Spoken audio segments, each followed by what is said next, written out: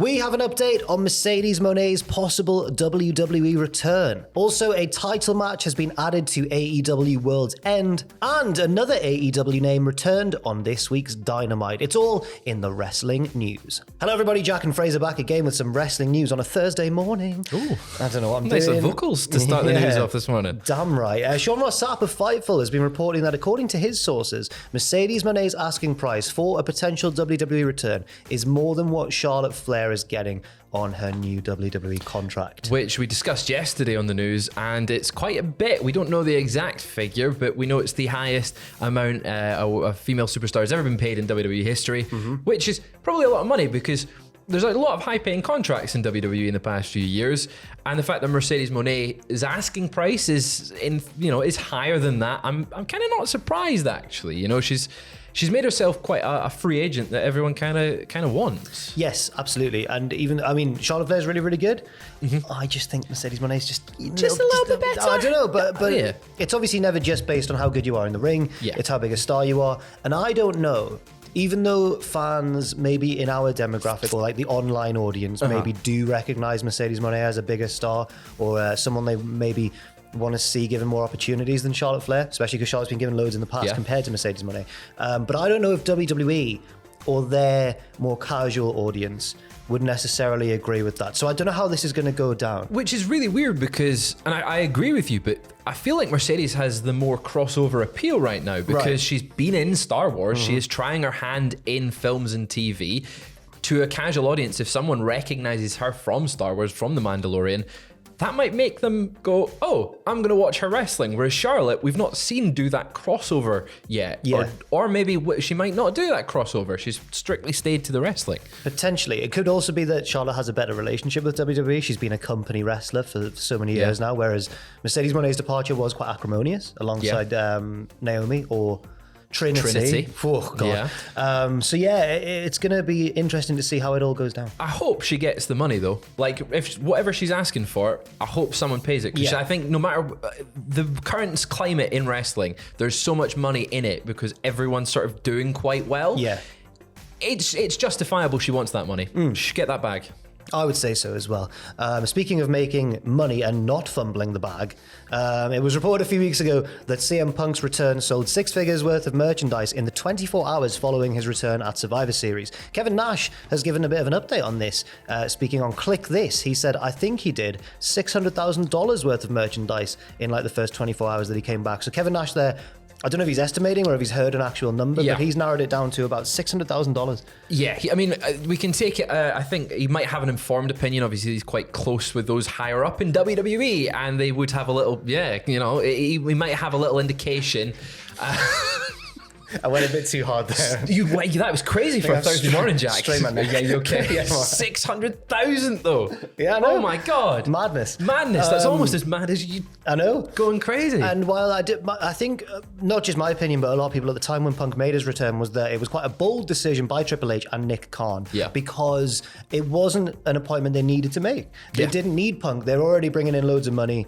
It seemed like more of a decision born out of creative, like the wish to create something special for the fans. That was kind of why it was like, well, listen to the fans. They're not going to be Vince McMahon's regime of WWE where they turn down what the fans want. But I think that kind of justifies that signing. If that in 24 hours you're making that much money, 600,000, it may be more, it may be less, but that's a decent indication as to what it could be.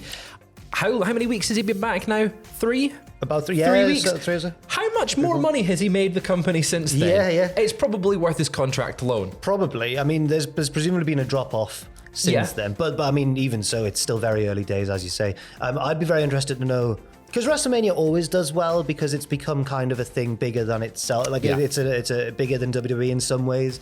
Everybody looks forward to WrestleMania, even fans who have long fallen off the product. But I wonder if Punk being potentially in a main event of one of those two nights could even make it more of a success this definitely make it year. Feel like a spectacle, something we've not seen since WrestleMania 29. Him on a WrestleMania. Oh my goodness! I'm so excited for it. Sorry, I was about to cut you off there. I was about to move on to the next story because we're crossing the line over to AEW. There was a title match scheduled for World's End. Toni Storm defending against one of two potential number one contenders. That has now been solved, Fraser. We know who Toni Storm's opponent is going to be for the AEW Women's World Championship. We do indeed. It's Rio. She defeated Saraya on last night on Dynamite. We're going to have Toni Storm versus Rio for the Women's World title, which feels like it feels like it's been brewing for a wee while. We've seen Rio get involved and sort of run and chase away Toni Storm a few weeks on Dynamite. This should be a really, really good match. I would think so, but I'm really enjoying Toni Storm's character at the minute. Yep. I think she's really hilarious and everything.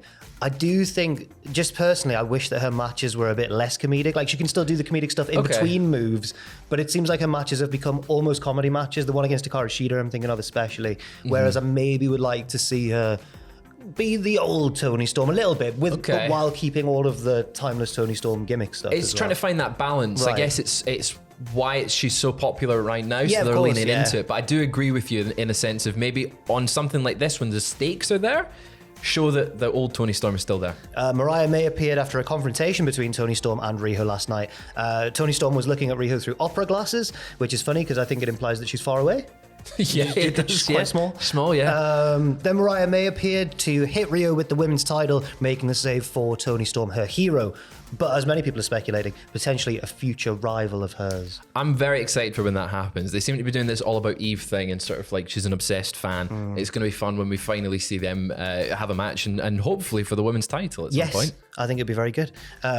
Two other matches on the books at the minute for World's End, but we don't really know yet the identity of the two competitors in the final of the Continental Classic. I know one of the blocks seems to be going to a triple threat tiebreaker, Indeed, which is very fun indeed. And also, of course, MJF versus Samoa Joe for the AEW World Championship. But I guess in the coming week, we'll get a lot more matches added. I'd hope so. It is only like a week away. Yeah. Which is, I mean, Christmas isn't that far. And then we've got World's End. And we've got to have all the wrestling sorted by then because it's a big night. That's the real Christmas. That's the real Christmas. It's worth noting that we will be doing predictions and what happened at and live reactions and everything for World's End on December 30th. So stay tuned to the channel if you're a bit bored over Christmas. Thanks, Tony Khan. Thank you, Tony. A title match has been announced for next week's AEW Dynamite as MJF and Samoa Joe accepted a challenge from the Devil to defend those Ring of Honor tag team titles. Still, I guess, technically held by Adam Cole and MJF. Yeah, it's sort of a grey area, isn't it? Because Samoa Joe's been the one that's been defending it recently, but he's not a champion. No, he's just trying to protect his investment. He wants MJF to be healthy at World's End so he can,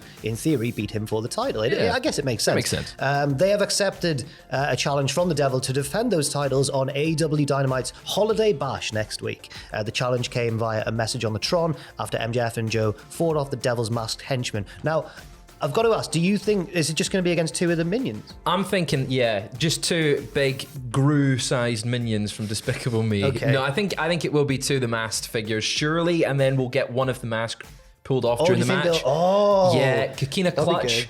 Mask gets pulled off by MJF. Who is it? It's Tony Khan. And then it'll be someone we don't know. It's CM Punk. CM Punk, We were laughing upstairs saying that it would be funny if they were just blatantly the Young Bucks. They just come out. Aiden said, imagine if they just did that on the pose. They're doing more bang for your buck, all the super kick. But no, it'll be interesting. And even if, and I think that's a good idea, where it's almost aces and eights reminiscent, where they catch one of them.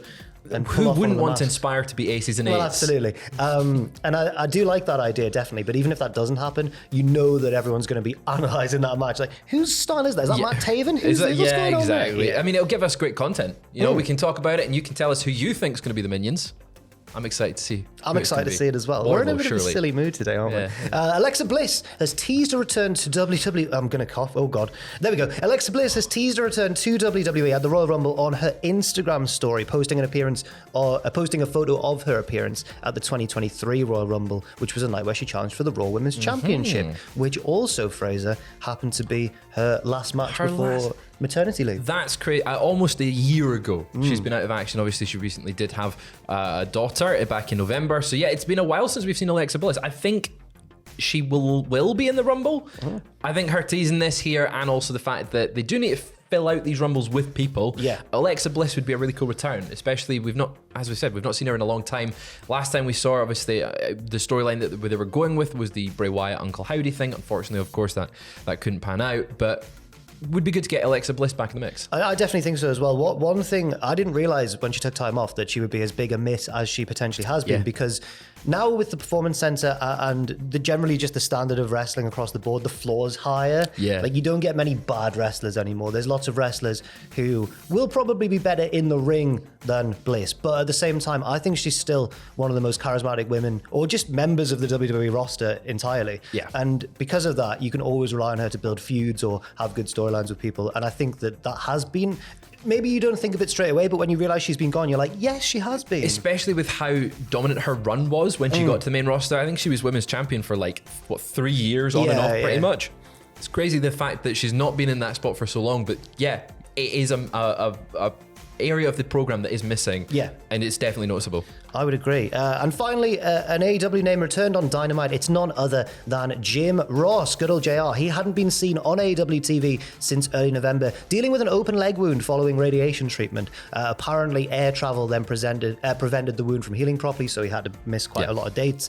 So he took time away from the road. It's not apparent whether this is a full-time return for JR or whether it was just a one-off appearance. But either way, good to see him. It's good to see him back. Hopefully, he does take it easy when he's. I hope that it is a case of let's just see how you do, and then we'll work it from there, because it does make him feel more special. Only coming in for the occasional Dynamite or Collision or pay-per-view. I think so. It's great just to have Jim Ross back on TV. Yeah, absolutely. Well, there you have it. Thank you very much for watching this news video. We will be back later on today with a second news video as well. Look out for that on this very channel, and leave your thoughts and opinions in the comments section down below. Thank you very much for watching, and we'll see you very soon.